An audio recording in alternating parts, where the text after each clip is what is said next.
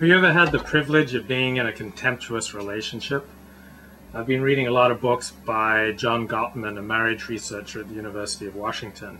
He talks about the four horsemen of the apocalypse, four emotions that will tend to destroy any relationship: criticism, defensiveness, stonewalling, and contempt.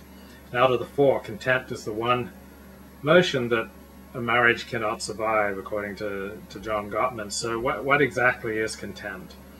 Contempt is when you portray yourself as being on a higher plane than the other person, or the other person does that to you. So let's say you confess that you're financially struggling and you won't be able to rely on financial help from your family anymore. So if the other person says, so you're finally going to have to take financial responsibility, that's contemptuous, particularly if you're 40 years old and you've been taking financial responsibility for 20 years.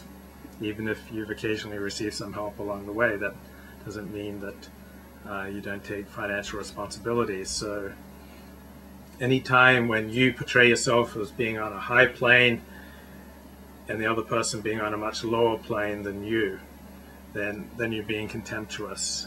And it often comes with certain physical gesture. It's the rolling of the eyes, and the mouth goes out to the left, and it's a killer for relationships. You want to keep putting yourself on a high plane and putting the other person like way down there. You're going to kill the relationship. The other person does that to you.